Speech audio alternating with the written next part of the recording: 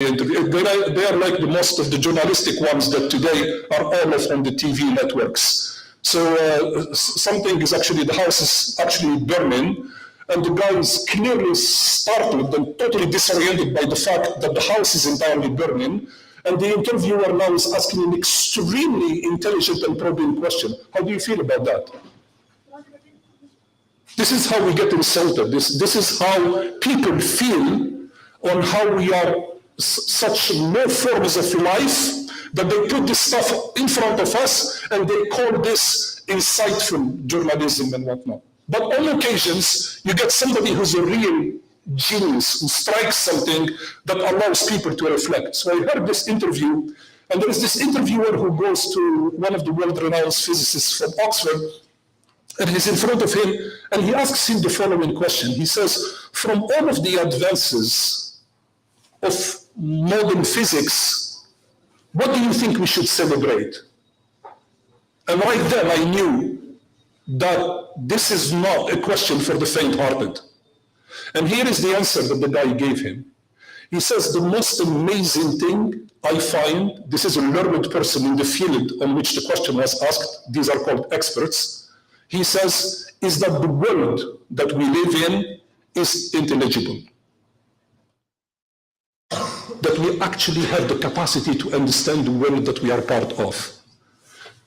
Let me tell you about this unbelievable insight in that particular answer and what it means. Because the intelligibility of the world is something that sometimes we take for granted. But nothing, absolutely nothing in this world, I'm talking about the material, let alone talking about the metaphysical world. In the material world, nothing is what it seems. And this man answered it with the most astute response and the most unbelievable humility. What he found the most fascinating is that this world that we are in is actually intelligible. Let me give you a small example, a very tiny example to just tease your imagination on where it can go. Right now, if we were nighttime, you would pick your eyes into the sky and you would look at something into the sky that's called a star. So imagine that this roof is not above us, and imagine that right now outside it's dark. The time it took for the light to travel from this lectern, from me, from the carpet in front of you, and for that star to compose the image in your brain so you can actually understand it is absolutely fascinating. Why? It's because the star that you looked at had that light at the time of the dinosaurs, and you are seeing it right now, together with this lectern that is right now. And that's what that physicist answered. The fact that you just understand the world you do, the way you do, is amazing in of itself. That's the power of what's been described here, and that's the power of what we are going to talk about today, about why we should all be unbelievably grateful.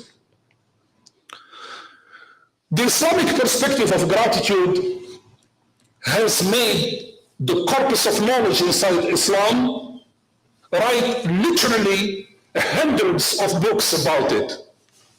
And it's an unbelievably rich literature to learn from and about. So today I picked only one scholar, Imam al-Ghazali, Ibn al-Qayyim. Everybody wrote about this topic, just about everybody. Imam al-Nawawi, there is commentary.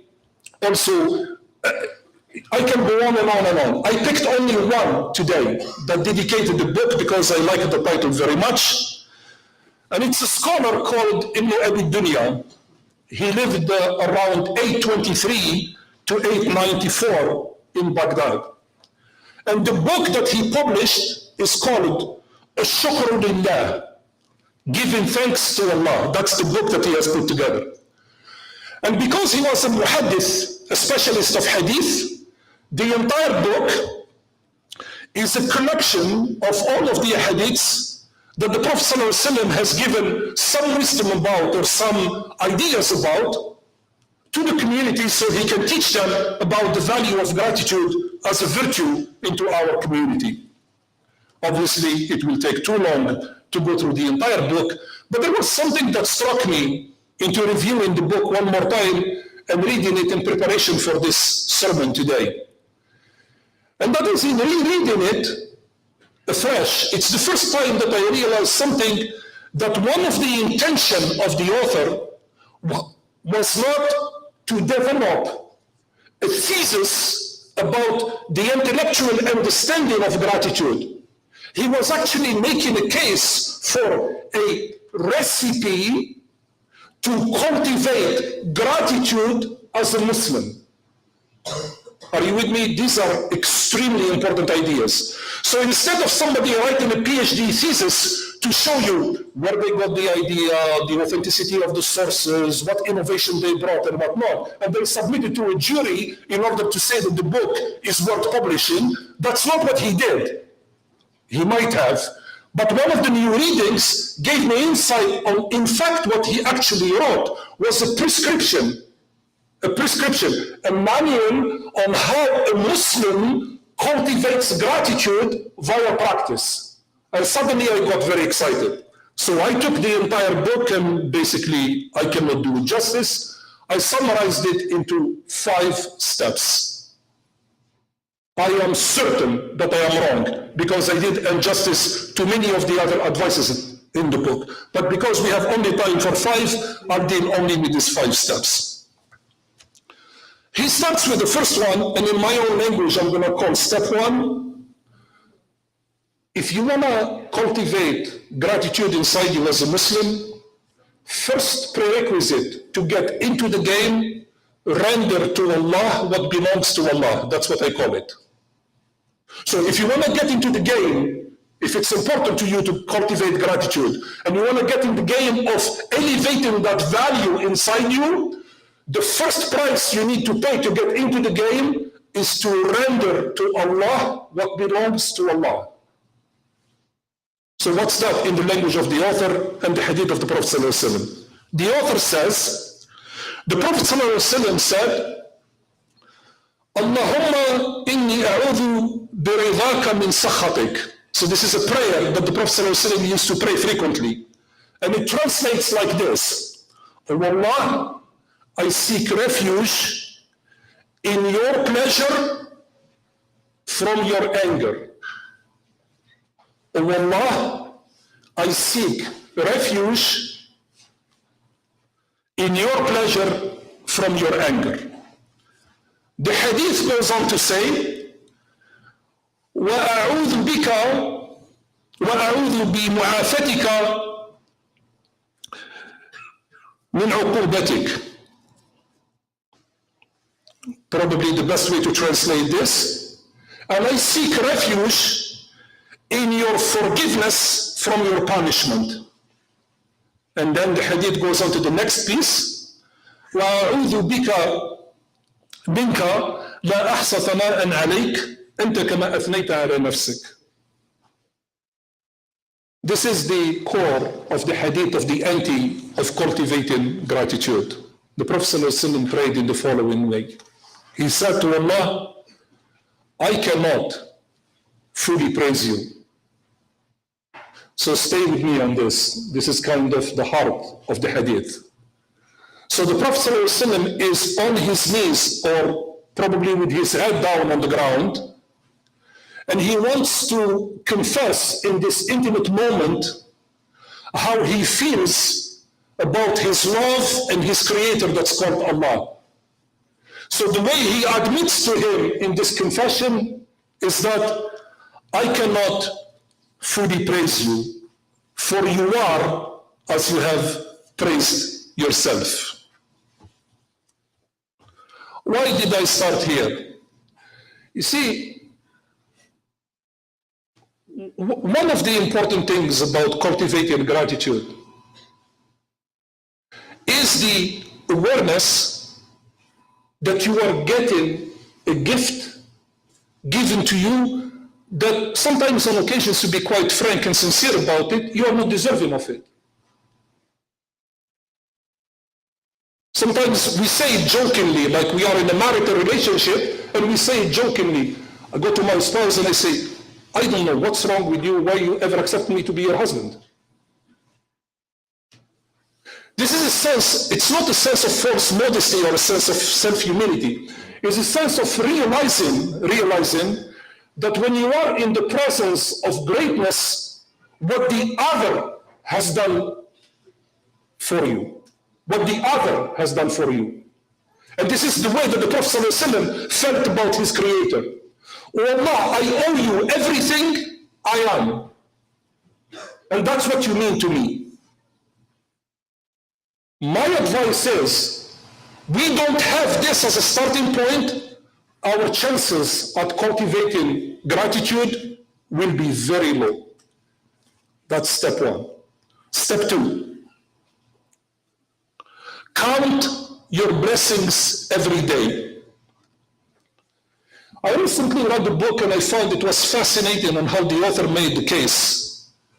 It's a book about when you are at my age and when you look at the current statistics that 1 in 4 human beings in the United States will develop some form of brain degenerative disease and will end up with a condition that will be some form of senile condition. 1 in 4. So look to your right and look to your left. By the time you get to 60 or 70, this amazing gift that you have had all your life, which is to remember where you put your keys, you will not have it anymore. I'm not being dramatic. That's not about being dramatic. It's about understanding the gifts that we take for granted. The people who have pulmonary diseases and suddenly they have difficulties breathing, you suddenly understand the breathing that you always took for granted, what it means in life, who's giving you that, and why it is working the way it is. So this book was making the case that one of the things that you start running into, so you create a compounding effect when you start forgetting things.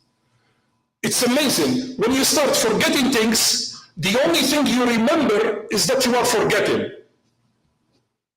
Does it make sense? So the only thing you start remembering, oh my gosh, as of late, I forget where I put my glasses, my keys, I can't find the door, I can't find the car when I park it. And so you amplify that drama. And this book was making a case by just reversing this process. That instead of every time you forget something, you amplify it more than it should. Every time you remember something, celebrate it more. And it will rebalance your way towards not compounding your own condition. Pretty amazing, small recipe. So that's this hadith. The Prophet ﷺ enters one day to his household, and then he does something pretty amazing. The scholars of Sirah say, فَرَأَى كِسْرَةُ الْمُلْقَاتِ فَمَسَحَهَا فَقَالَ. So as soon as he entered his home, he found a morsel of bread on the floor. So the Prophet ﷺ wiped it and said the following thing, يا عائشة أحسني جوار نعم الله. O Aisha, do not take for granted the blessings of Allah. He pointed to this morsel of bread that was covered in sand in his home when he cleaned it up. He called this a ni'mah, a blessing from Allah, a benefit from Allah. فإنما قلما نفرت عن أهل فلم تعد. There will be a time where this morsel of bread will leave the house like this and it will not come back. You'll have to strive for it to get back. So that's the idea of one of the benefits of developing gratitudes. Amplify the small blessings into big ones, because once they go, you cannot get them back.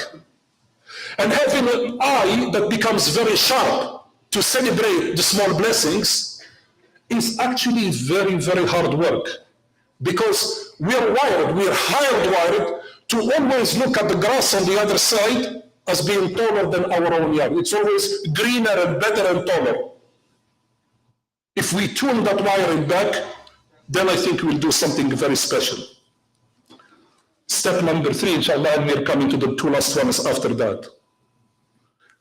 To activate the cultivation of gratitude, I call this the process of activating it, because cultivating a certain process might go on forever, but you need to activate it. It starts to work and put into action and in practice. The Prophet ﷺ is said to have had this frequent dua. This is a prayer that was frequently heard from him, in which he used to say, Allahumma a'inni ala dhikrik wa shukrik wa husni ibadatik. Oh Allah, he prays to Allah, he says, oh Allah, I pray to you that you help me remember you, be grateful to you, and to perfect my adoration for you. So you see, one of the things about cultivating this idea of gratitude is that the more we ask Allah to help us in its cultivation, the more likely it could be cultivated and the more beneficial it could be to your future as you go about it. And the beautiful part about this hadith of 3 parts is that the end part of it is that the cultivation, it's a causal relationship. The cultivation of gratitude will lead you to adore Allah better. That's the point that he made about the hadith. That's the great value of this particular hadith.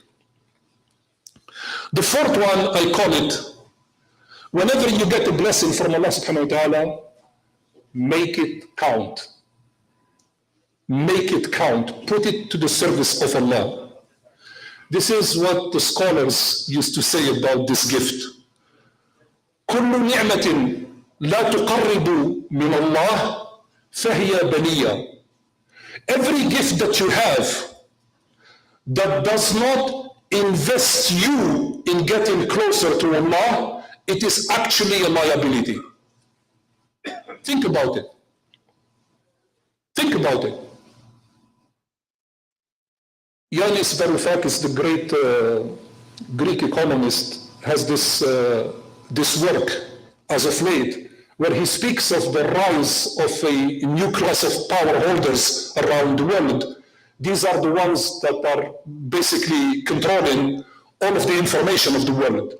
So you get these morons all over the world, the place in Silicon Valley, doing all kinds of things nasty to the entire world, and they are in it for one reason only, profit making.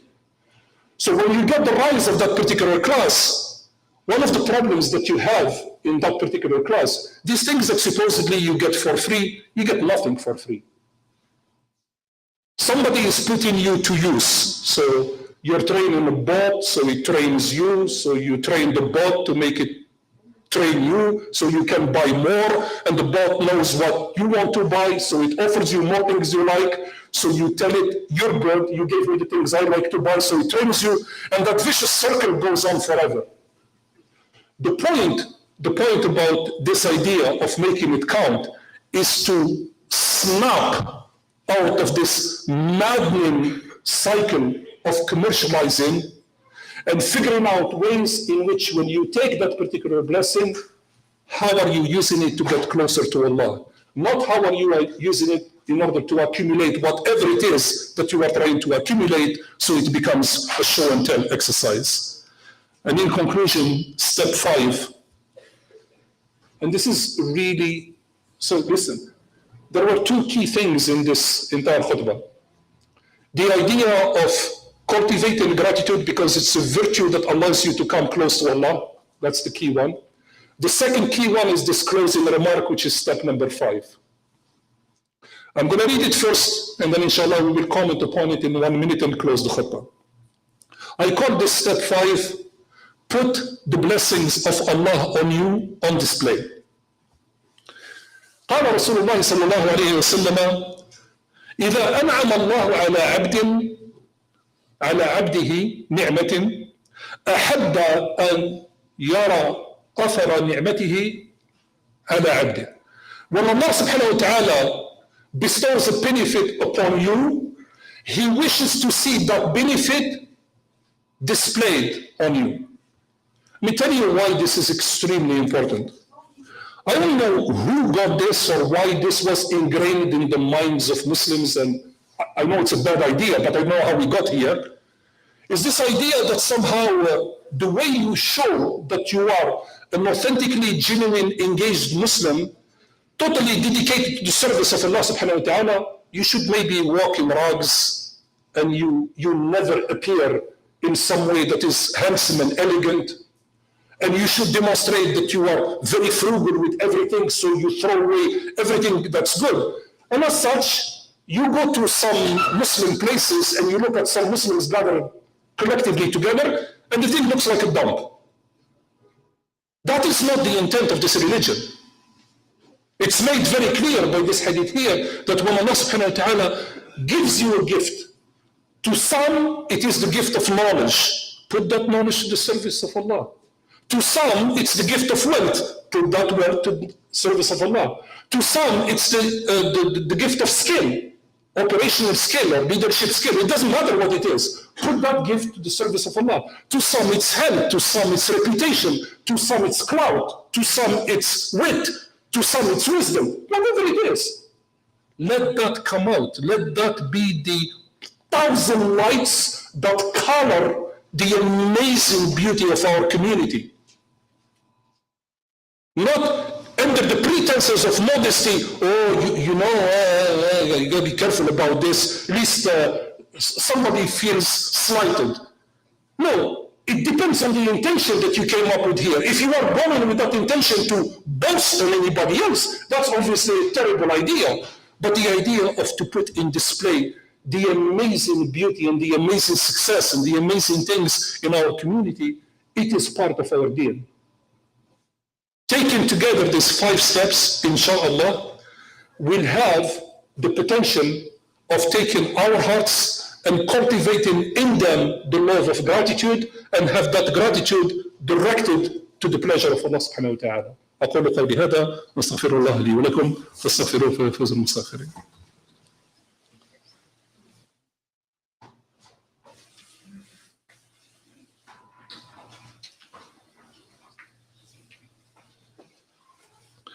الحمد لله ثم الحمد لله وأشهد أن لا إله إلا الله وحده لا شريك له وأشهد أن محمدا عبده ورسوله صلى الله عليه وآله وصحبه وسلم تسليما كثيرا.